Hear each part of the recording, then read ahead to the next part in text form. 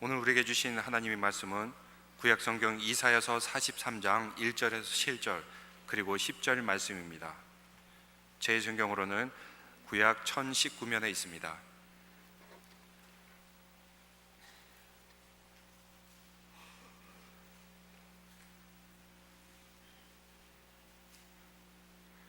먼저 이사야서 43장 1절에서 7절까지 같이 한 목소리로 읽겠습니다. 야곱아, 너를 창조하신 여호와께서 지금 말씀하시느니라. 이스라엘아, 너를 지으신 이가 말씀하시느니라. 너는 두려워하지 말라. 내가 너를 구속하였고 내가 너를 지명하여 불렀나니 너는 내 것이라. 내가 물 가운데로 지날 때 내가 너와 함께할 것이라. 강을 건널 때 물이 너를 침몰하지 못할 것이며 내가 불 가운데로 지날 때 타지도 아니할 것이요 불꽃이 너를 사르지도 못하리니 대전하는 여호와 내 하나님이요 이스라엘의 거룩한 이요 내 구원자임이라. 내가 애굽을 너의 송화물로 구스와 스바를 너를 대신하여 주었노라. 내가 내 눈에 보배롭고 존귀하며 내가 너를 사랑하였은즉 내가 내 대신 사람들을 내어주며 백성들이 내 생명을 대신하리니 두려워하지 말라. 내가 너와 함께하여 내 자손을 동쪽에서부터 오게 하며 서쪽에서부터 너를 모을 것이며 내가 북쪽에서 이르기를 내놓으라, 남쪽에서 이르기를 가두어 두지 말라. 내 아들들을 먼 곳에서 이끌며 내 딸들을 땅끝에서 오게 하며 내 이름으로 불려지는 모든 자 곧 내가 내 영광을 위하여 창조한 자를 오게 하라. 그를 내가 지었고 그를 내가 만들었느니라. 아멘. 10절 말씀 읽겠습니다. 나 여호와가 말하노라. 너희는 나의 증인 나의 종으로 택함을 입었나니 이는 너희가 나를 알고 믿으며 내가 그인 줄 깨닫게 하려 함이라. 나의 전에 지음 받으신 신이 없었느니라. 나의 후에도 없으리라. 아멘. 마라스무스라는 희귀한 피부병을 연구한 사람 중에 한 분, 르네 스피치 박사라는 분이 계십니다. 이분은 주로 감옥에서 태어나서 혹은 어려움으로 길거리에 버려진 아이들을 이렇게 돌보는 국립병원의 의사였습니다. 그런데 이 아이들이 이제 길거리에서 이렇게 데려와서 위생적인 환경에서 충분히 음식을 주고 그리고 양육을 했음에도 불구하고 특이한 피부병으로 인해서 유아 사망률이 높다는 사실에 주목하게 되었습니다. 그런데 한 번은 이 스피치 박사가 멕시코에 휴가를 갔는데 그곳 고아원에서 놀라운 사실을 발견하게 됐습니다. 그곳 이 멕시코 고아원의 아이들이 영양 상태가 그렇게 영양을 공급하는 상태가 좋지 않았습니다. 환경도 비위생적이었습니다. 그럼에도 불구하고 아이들이 건강이 매우 좋았습니다. 별로 울지도 않고 보치지도 않았습니다. 그런 이 사실에 충격을 받고 그리고 그곳에서 휴가를 반납하고 거기에 몇 달을 머물면서 왜 이런 일이 일어나는가 여기에 대해서 그것을 밝혀내고자 애를 썼습니다. 그런데 그 결과 이웃 마을에 사는 그 여자들이 매일 와서 그 아이들을 안아주고 쓰다마주고 사랑을 베푸는 거예요. 그들을 흔들의자에 앉혀놓고 또 얘기도 해주고 또 노래도 가르쳐주고 노래도 부르는 그러한 모습을 스피치 박사가 발견하게 되었습니다. 그리고 스피치 박사가 돌아와서 그 결과를 가지고 보고서를 작성했습니다. 이렇게 보고서를 작성했습니다. 사랑의 터칭을 받은 아이들은 건강하게 자랐다.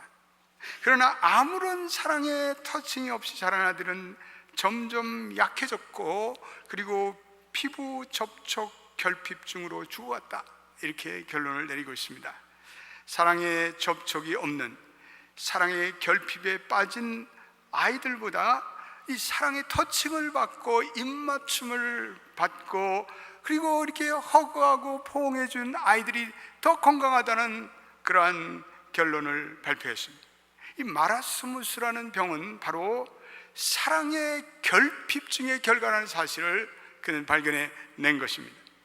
사랑의 터칭이 사랑의 묘약이 아닐 수 없습니다. 캘리포니아 유명한 임상의사인 빌 잔슨 박사도 가출 청소년의 90%가 접촉 결핍증에 걸렸다, 이렇게 결론을 짓고 있습니다.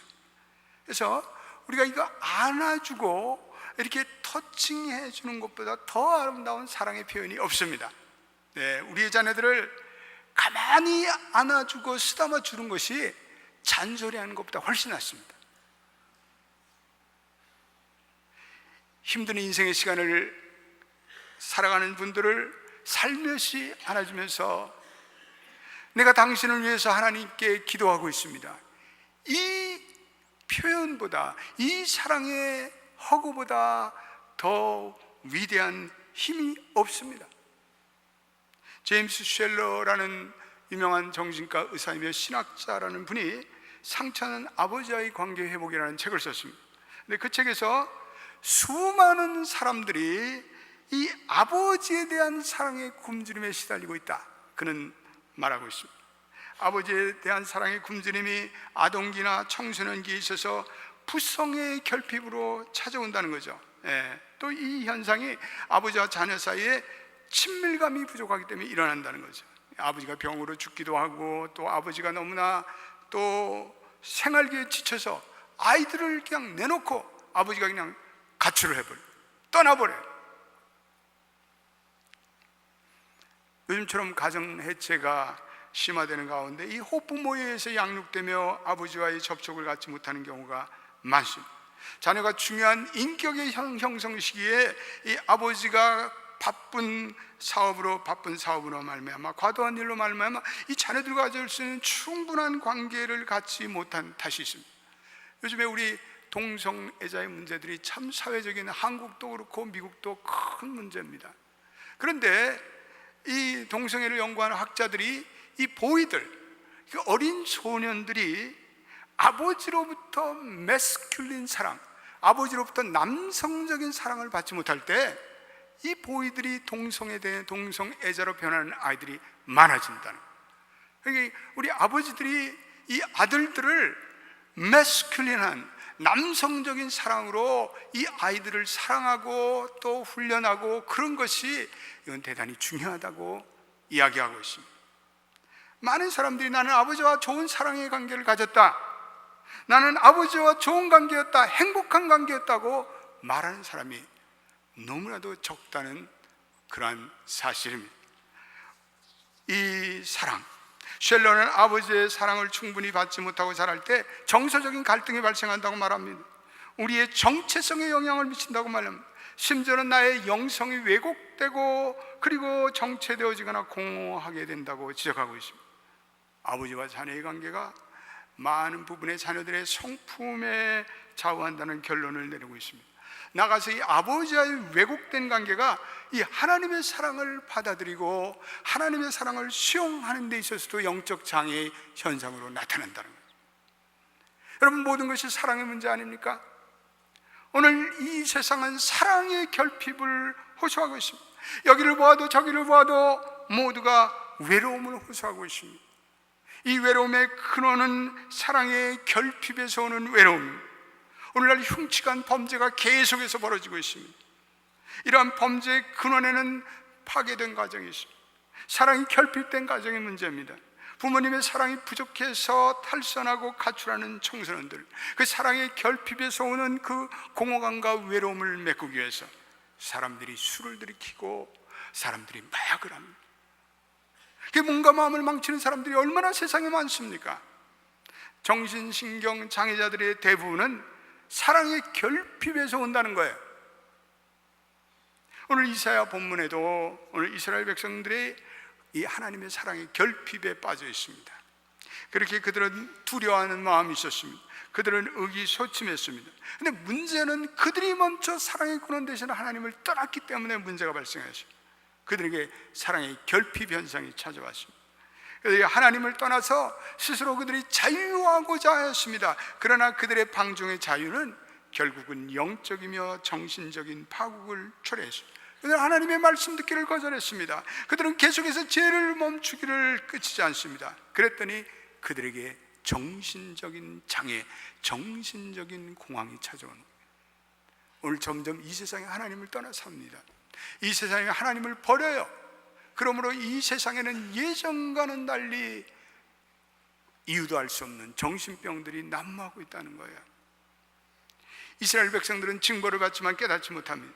하나님이 선지자들을 통해서 너희들이 멸망당하고 포로될 것이라는 예언의 말씀을 줄 때 그 말씀을 듣고 이스라엘 백성들이 의기소침합니다. 실망하고 낙담합니다. 두려워합니다. 그런데 하나님이 이런 백성들을 보고 가슴이 아프셨어요.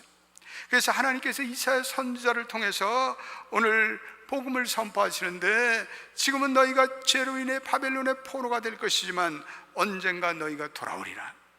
그리고 놀라운 복음을 선포하는데, 나는 여전히 너희를 사랑한다.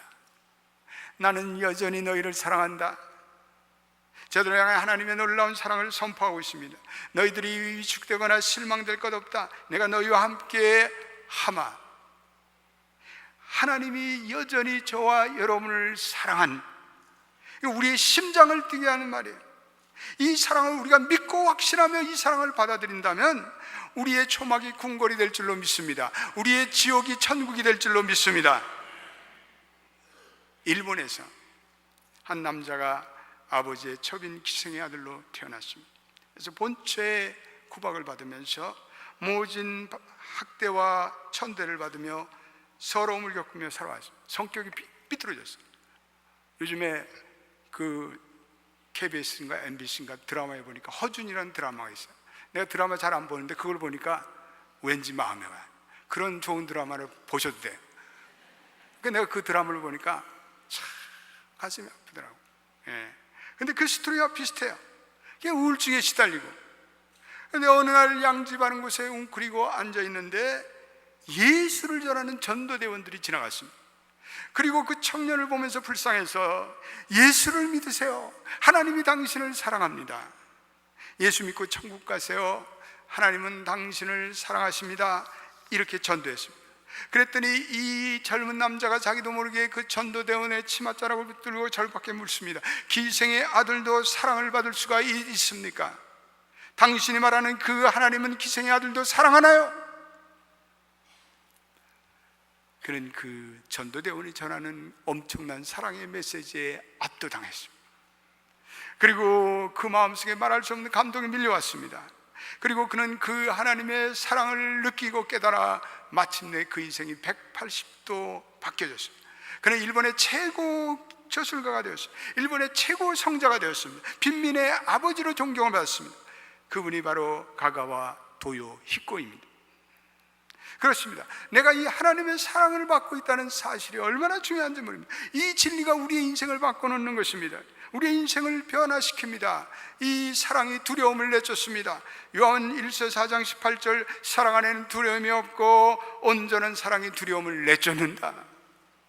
여러분, 두려움을 내쫓는 유일한 방법은 우리가 사랑을 베풀며 사랑하는 것입니다. 사랑은 우리가 하여금 모든 두려움에서 자유케 합니다. 오늘 이 본문에서 두 군데에서 두려워 말라 이렇게 얘기하고 있습니다.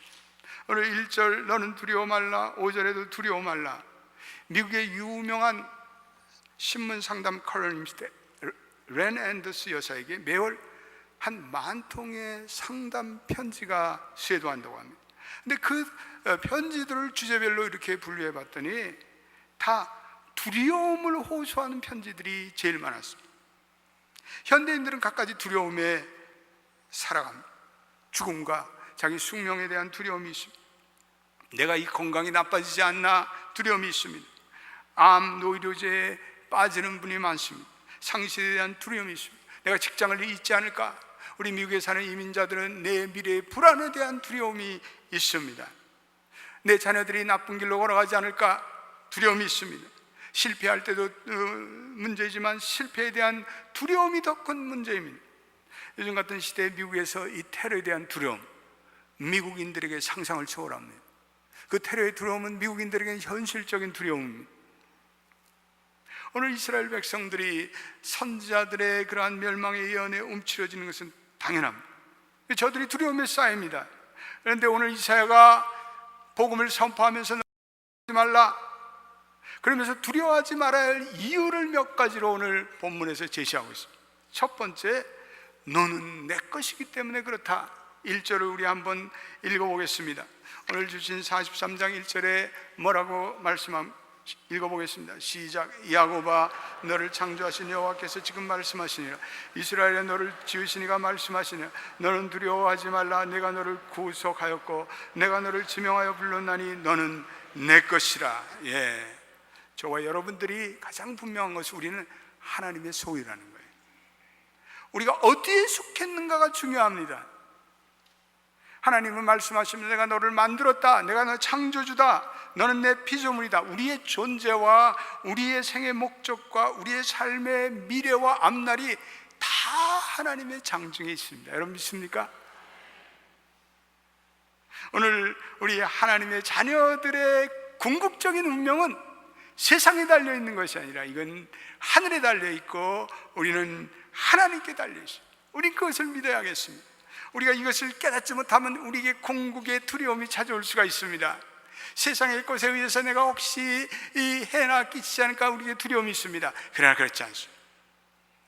내 지식을 의지하고 살아가려는 사람들이 있습니다. 내 돈을 의지하려고 합니다.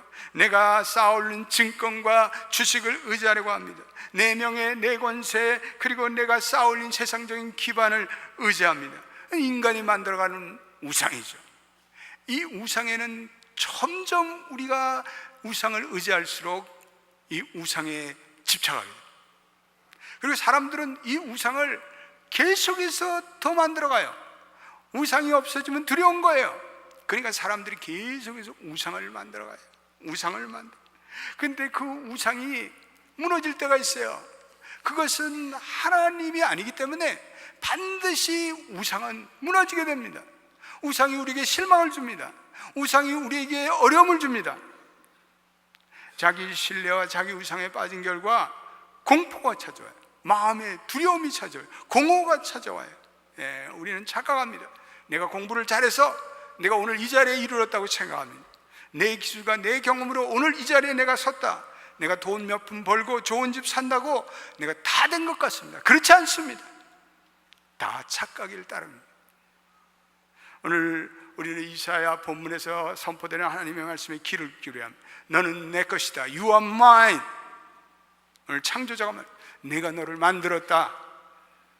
너는 내 영광을 위해 창조되었다. 7절에도 내 영광을 위해 창조된 자를 내게로 오게 하라. 그것을 인정하라. 이 하나님의 피조물이라는, 내가 하나님의 자녀라는, 하나님의 백성이라는 이 분명한 정체성을 가지고 살아가는 분은 내적으로 안정됩니다. 마음의 평강이 있어요. 흔들리지 않아요. 오늘 현대인들에게 심각한 정신장애가 예전보다 현저하게 나타납니다. 모든 정신장애의 근본에는 우리의 영혼의 소속감의 결여가 있습니다. 우리는 어디인가 소속되어야 합니다. 우리는 하나님께 소속되어야 합니다. 하나님께서 우리가 하나님과 우리와 관계를 맺기 위해서 하나님 우리를 창조하시고, 하나님은 찬송을 부르기 위해서 우리를 창조하셨습니다. 근데 엉뚱한 관계에 우리를 집어넣습니다. 하나님이 우리를 붙들어 주셔야죠. 하나님이 우리를 지키고 보호하셔야 우리의 인생이 바로 나갈 수 있어요. 여러분, 예수를 믿는다는 건 우리에게 엄청난 정체성이 찾아왔다는 거예요. 내가 이 분명한 정체성이, 하나님의 자녀가 됐다는 것, 하나님의 아들, 딸들이 됐다는 자녀의 궁극적인 정체성, 소속감, 이것이 우리의 삶을 진정 안전한 삶, 우리의 삶에 정서적으로 안전한 우리의 평안의 삶으로 이끕니다. 너는 내 것이에 내가 너에게 책임지겠다. 이게 언약 아닙니까? 하나님의 약속 아닙니까? 유명한 청교도 목회자 브룩스는 이렇게 말합니다. 언약이라는 하나님이 이렇게 말씀하시는 것입니다. 너를 용서하기에 나의 은혜가 너의 것이 될 것이다. 너를 보호하기에 나의 능력이 너의 것이 될 것이다. 너를 지도하기에 나의 지혜가 너의 것이고, 너를 인도하기에 나의 선함이 너의 것이다. 너에게 공급하기에 나의 자비가 너에게 될 것이다. 너를 높이기에 나의 영광이 너의 것이 될 것이다. 아멘. 놀라운 약속, 놀라운 언약이, 하나님이 우리 하나님이 되시기 때문에 그래요. 그렇습니다. 우리가 어떤 사람을 위해서 우리가 할 수 있는 최선의 것은 그 사람을 위한 진정한 사랑이에요. 하나님이 하나님의 자녀들을 위해서 할 수 있는 최선의 것을 다 우리에게 제공해 주시는 거예요. 우리가 그게 바로 하나님의 사랑이며 하나님의 언약이에요. 오늘 본문에서 이 하나님의 사랑을 결정적으로 계시하는 두 단어가 있는데 1절에 보니까 구속이라는 단어가 있어요. 여러분, 구속이라는 단어 거기다 동그라미 치. 3절에 속량. 그러니까 하나님께서 이 사랑을 드러내기 위해서 소중한 값을 치렀다는 거예요. 너희가 이 사랑을 믿지 못하느냐? 내가 이를 위해서 너무나도 소중한 대가를 치렀다. I paid my price. 하나님의 희생적인 사랑을 십자가에서 계시하여, 내가 너를 사랑하는데 그냥 입술로 립 서비스로 내가 너를 사랑한다 이빨림하지 않고 주님께서, 하나님께서 친히 그 합당한 사랑을 치르셨어요. 그 사랑을 위해서, 저와 여러분들을 위해서 예수 그리스도의 보배로운 피 한 방울 한 방울을 바꾸면서 하나님의 자녀가 되었어요. 여러분, 우리가 요새 외계 얘기를 많이 해요. 뭐 과학이 발달되면서 뭐 화성이 나오고 뭐 어디에 생명체가 나오고, 여러분 잘 들으세요. 그러한 모든 외계 행성은요 의미가 없습니다. 거기는 예수 그리스도의 보혈의 피가 흘려지지 않기 때문에 그렇습니다. 예수 그리스도의 보혈은 피가 흘려진 것은 이 지구뿐입니다. 그러므로 이 지구는 여전히 하나님의 사랑이 있고 하나님의 스토리 안에 들어가 있습니다. 저와 여러분들을 소중한 대가를 지불하고 산 존재들입니다. 그러므로 여러분과 저는 매우 귀한 존재입니다. 우리 옆에 분들에게 당신은 귀한 존재예요, 이렇게 한번 인사합시다. 여러분은 귀한 존재예요. 네? 귀한 존재.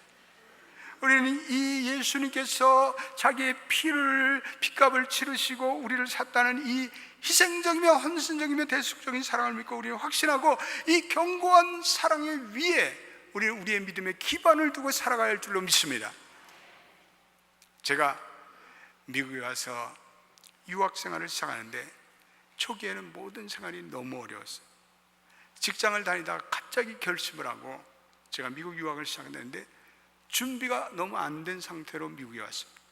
그래서 언어적인 장벽을 느끼고, 그래서 클래스에 교수들이 우리는 다음에 클래스가 없다, 이제 우리는 여기서 안 만난다 그랬는데 나 혼자 거기 앉아요.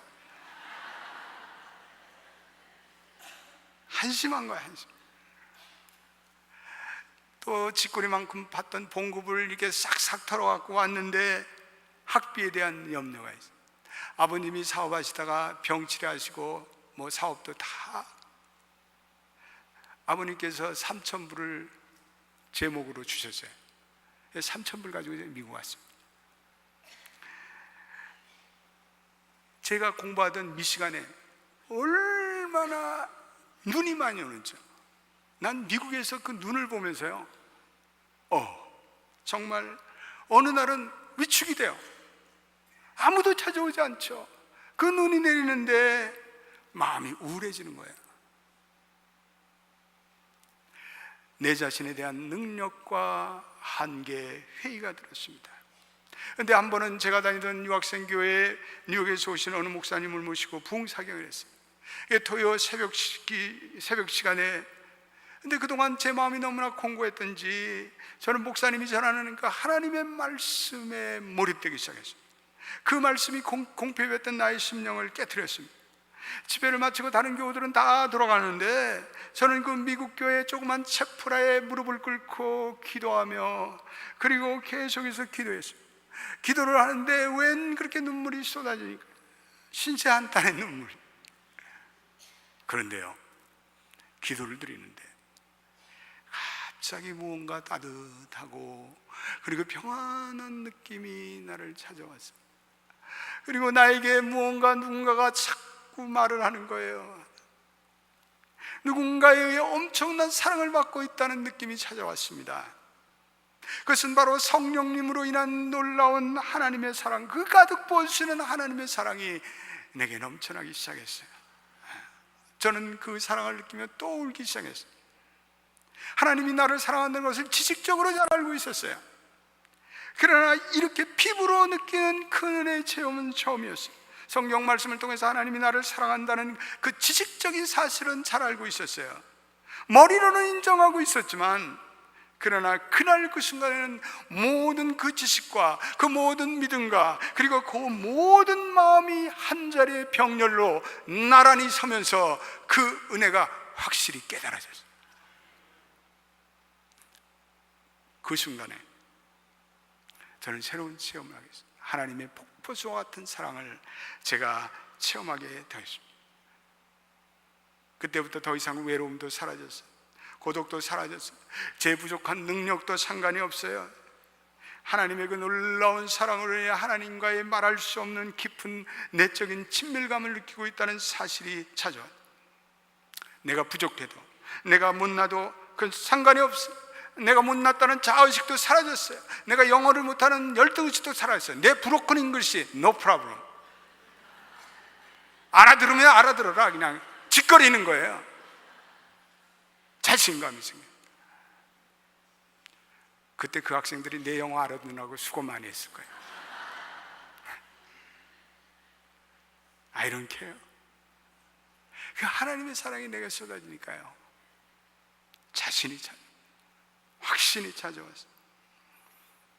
그리고 하나님께 감사하고, 학비가 떨어져도 상관이 없어요. 그냥 기도하면 하나님께서 또 어떤 기간을 통해서 장학금을 조달해 주셨어요. 하늘의 공급하심에 기적이 열렸어요. 할렐루야. 저는 미국에서 공부를 학위를 3개나 했습니다. 그런데 돈이 없어 한 적이 없어요. 하나님 다 공급해 주셨어요. 그때 내가 체험했던 그 하나님의 사랑을 믿고 나갔더니 하나님이 모든 것을 다 공급해 주셨어요. 할렐루야. 여러분, 이것을 믿으세요? 하나님의 사랑을 확신하는 여러분 되시기를 축원합니다. 온통 우리가 들리는 소식들이 두려운 소식들, 흉한 소식들이에요. 뭐가 안 된다는 소식이에요. 그러나 하나님의 소식은 여전히 희망적이에요. 여전히 긍정적이에요. 여전히 비전이 있어요. 여전히 소망을 꽃피우게 합니다. 그 하나님이 우리를 사랑하고 있다는 그 사실은 영원한 것입니다. 하나님 우리에게 내가 너의 평생을 아니 천대까지 책임지는 언약적인 자녀다, 이렇게 선포하고 계시는 거예요. 우리의 어떠한 외적인 상황에도 상관이 없어요. 우리의 외모도 상관이 없어요. 우리의 돈이 많고 없으면 상관이 없어요. 우리의 무슨 지위에도 상관이 없어요. 그 하나님의 영원한 사랑에서 끊을 자가 없다고 바울은 우리에게 말씀하고 있습니다. 우리가 이 하나님의 견고한 사랑을 붙잡고 있는 한 무슨 염려를 하겠어요? 무슨 근심이 하겠어요? 우리가 할 것은 아무것도 없습니다. 두려워할 것이 없습니다. 물 가운데 지날 때도 하나님이 함께 하실 것이라, 불 가운데 있을 때도 타지 않을 것이라 하나님께서 약속하고 있습니다. 우리의 인생의 때때로 풍랑일지도 모릅니다. 불꽃이 우리를 사를 것 같은 고난이 찾아올, 하늘과 땅에 나의 존재가 있게 하신 그 하나님이 나와 함께 하는데 내가 무엇을 두려워하겠습니까? 나의 형편과 나의 연약함과 나의 처지를 다 아신 하나님이 나를 두려움의 바다에 빠뜨리겠습니까? 하나님의 그 놀라운 사랑이 여러분에게 함께 하십니다. 이 확신과 믿음을 가지고 오늘도 어깨를 쫙 펴고 당당하게 살아가시는 여러분 되시기를 주의 이름으로 축원드립니다. 오늘 주님께서 내가 너를 지명하여 불렀다. 여러분, 하나님께서는 우리를요 개인적으로 개별자적으로 우리를 무더기로 부르지 않으세요. 우리를 도매감으로 부르지 않으시고 우리 한 사람 한 사람에서 하나님의 독특한 계획과 하나님의 독특한 부르심이 있습니다. 하나님께서 아브라함을 부르시고 모세를 부르시고 이삭을 부르시고 야곱을 부르셨는데 그 부르심의 과정이 다 달라요. 다 상이하는 상황이에요. 다 그들의 어떤 결핍에 주님께서 채워주셨어요. 이사야에서 보면 내 이름을 내 손바닥에 새기겠다. 저와 여러분들의 이름이 하나님의 손바닥에 새겨진 존재예요. 하나님께서 있겠어요? 절대로 안 있으죠. 손바닥에 새겨졌는데 어떻게, 우리가 무슨 선한 도덕성이 있어서 그런 것이 아니라, 우리가 잘나서 그런 것이 아니라, 우리가 윤리적으로 뛰어나서 그런 것이 아니라, 여러분들이 헌금을 많이 해서 그런 것이 아니라, 그냥 우리의 모습 그대로, 없으면 없는 대로, 부족하면 부족한 대로, 죄 있으면 죄 있은 대로 하나님이 주도적으로 우리에게 달려와서 우리를 사랑하신다는 거예요. 여러분을 사랑하십니다. 여러분들의 환경과 여러분들의 신분과 여러분들의 현재 처지와는 전혀 관계없이 주님은 여전히 우리를 사랑하십니다. 오늘 이 진리를 깨닫는 자에게는 새로운 길이 열린데 그건 증인의 길이 열려요. 증인이 되어야 한다는 거예요. 예, 오늘 10절 말씀 우리 읽어보겠습니다. 뭐라고 말씀하고 있습니까? 10절에 놀라운 말씀 읽어보겠습니다. 시작. 나 여호와가 말하노라. 너희는 나의 증인 나의 종으로 택함을 입었나니 이는 너희가 나를 알고 믿으며 내가 그인 줄 깨닫게 하려 함이라. 나의 전에 지음을 받은 신이 없느니라. 나의 후에도 없으리라.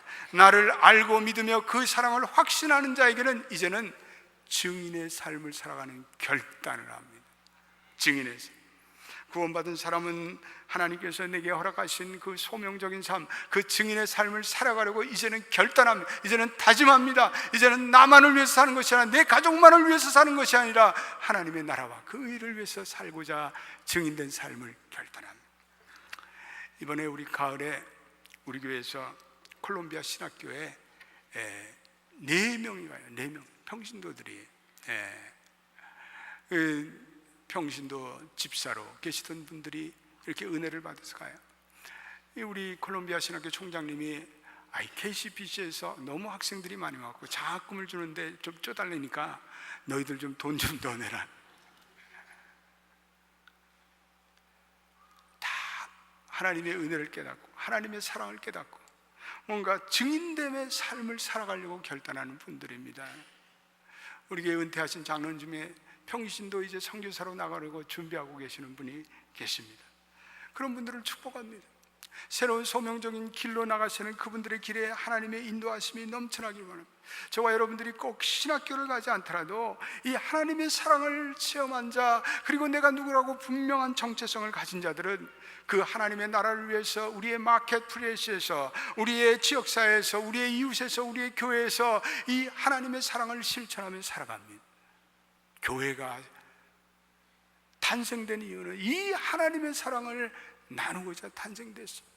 우리 연합교회가 이 하나님의 사랑을 나누고 실천하지 않으면 우리 연합교회의 존재의 의미가 없습니다. 오늘 이 하나님의 놀라운 사랑, 이 하나님의 풍성한 사랑, 이 하나님의 견고한 언약의 은혜를 체험하고 이 땅에서 하나님 나라의 증인됨의 삶을 살아가는 여러분 되시기를 주의 이름으로 축원드립니다. 기도합시다. 아버지 하나님, 하나님의 사랑이 결핍돼 온 세상이 초라합니다. 온 세상에 이 사랑의 터칭이 없어 사람들이 기갈에 빠졌습니다. 병들었습니다. 범죄를 저지르고 있습니다. 오 하나님, 우리에게 이 하나님의 사랑을 보여주심을 감사합니다. 우리가 돈이 없고 우리가 영어를 못하고 우리가 무엇이 부족하다고 우리를 자각할 것이 아니라 하나님이 주시는 이 사랑을 안고 우리가 하나님의 백성 됐다는 이 정체성을 안고 당당하게 살아가는 연합교회 성도들이 되게 하옵소서. 그럴 뿐 아니라 우리가 이 하나님의 증인 되었으니 증인답게 복음을 증거하며 때를 어떤지 못든지 복음을 증거하며 우리의 비즈니스 현장에서, 우리의 삶의 지역사회에서 우리의 이웃에게 이 복음을 증거하며 사랑이 필요한 자에게 사랑을 베풀며 살아가는 우리 연합교회 모든 성도들이 되게 하여 주옵소서. 예수님의 이름으로 기도드립니다. 아멘.